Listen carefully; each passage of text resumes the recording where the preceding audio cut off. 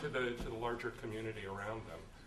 It's both a private statement and a public statement.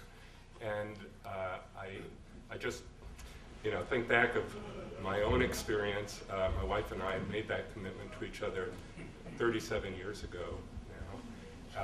And we were just graduating from college. And it was something that was a real challenge for us to do, actually, because our relationship had been a very private kind of thing. But here we were going public to our family, which was not initially that approving of our relationship, I should say. But we were able to reconcile that, and we were about to leave the place where we were and move. We were going to become graduate students together in Indiana. And it was really important to us that when we made that move, we were moving to this new phase in our lives as a couple. So, for me, this is a very powerful statement. And, of course, it is also, it's an institution that the state has an interest in. The state has an interest in, I think, the stability of relationships, certainly when children come in, and I'm sure we'll get into that. I serve on the House Human Services Committee, and we are very much focused on families and the health of families, and I look forward to getting into that. Can I just ask you, when you moved with your wife, why was it so important to you that you have this public and private mark on your relationship, approval or acknowledgement, both in public and private, as you went forward in another step in your life? I'd say that we felt that we were moving into a kind of, we were fully adults, fully members of society, as it were. We had graduated from college, we were moving on. We intended to start a family, and this just was a very important kind of condition for us to enter into.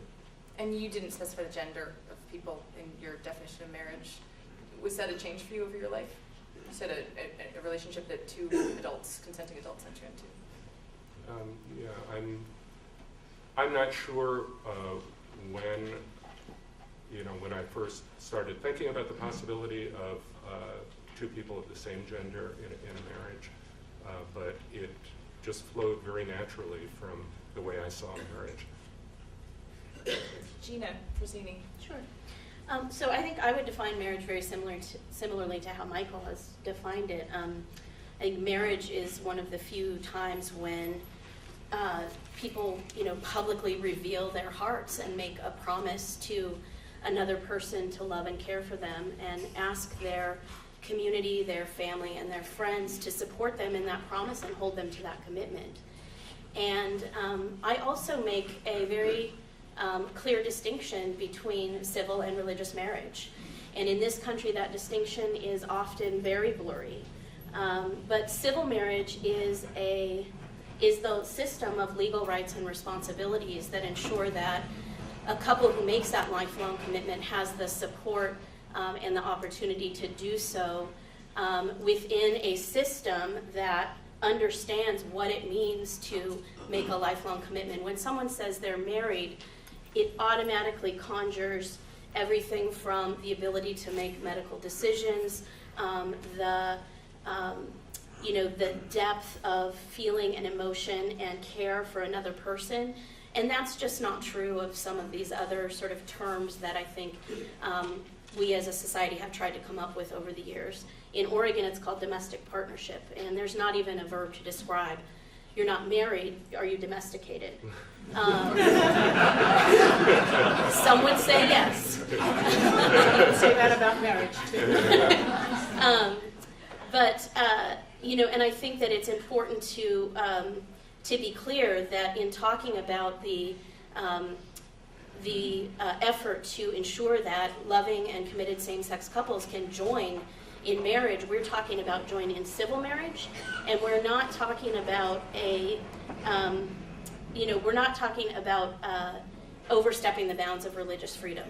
Religious marriage is not impinged upon when legal civil marriage is opened to same-sex couples. We've seen that in the now 5 states, in District of Columbia where same-sex couples are being married. And in fact, there are many religious traditions that are being impinged because they do recognize the covenant of marriage for same-sex couples, and under the law, they're restricted from doing so. Gina, you mentioned marriage as a public, I'm going to misquote you here, but Sure. The public exposure of your heart, one of the rare times when people do that. But I wonder, and you're actively seeking same-sex marriage, and you talked about the ceremony, the process of being married, the act of being married, as holding your friends accountable, your friends and family, to help this relationship work. Given the number of marriages that don't work and the number of friends and family that don't hold people accountable to those commitments, I wonder if you think marriage as an institution, it doesn't work, given that you're pursuing it.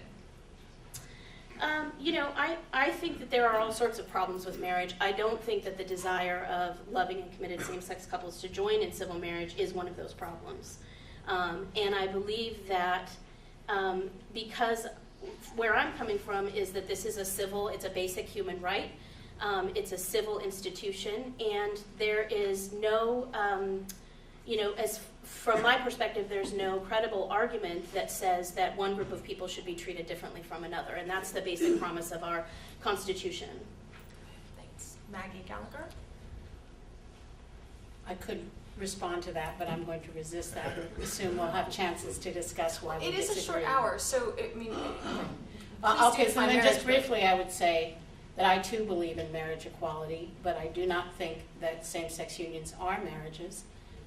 It is not discrimination to treat different things differently. So what is the point of view that I know a lot of people have a hard time who disagree with me, and the majority of Americans who voted in Oregon and other places? So what is the heart of what we understand marriage to be, and why is the law involved in marriage, which are, to me, related questions? I think that marriage is the union of a man and a woman. It's when a man gives himself fully to a woman and a woman reciprocates, and they create a union in which they pledge their hand, their heart, their pocketbook, their sexual fidelity. For those of us who are religious, it has a spiritual dimension as well as a legal one, which probably cannot be fully separated, and in which, out of this union to each other, they also pledge to mutually care for any children that their bodies will be creating together. And this is one of the things that is the reason why marriage emerges again and again across different societies and different religions. Whether we personally choose to marry or not, it's not really, let me put it this way, the way we Americans indicate how sacred our personal relationships are is not typically to surround them with a bunch of legal regulation. The more important and intimate most of our relationships are, the less law has anything to do with them. And this is the one exceptional adult relationship, not only in our culture, but in virtually every known human society. And I think the reality is that the majority of us are powerfully, not all of us, but the majority of us are powerfully attracted by a passion that's difficult to regulate to an act that creates new human life. And either societies figure out how to deal with this in a way that men and women don't hurt each other and they don't hurt the children their bodies create, or they don't. And I think the underlying idea behind same-sex marriage is that there is no difference between same-sex and opposite-sex unions. I think if the law adopts that position, it's going to become harder and harder to point to what is distinctive about unions of husbands and wives. These are the only unions that can make new life and connect children in love to their mother and father, and that makes the unique status for marriage, in my view, just and not unjust.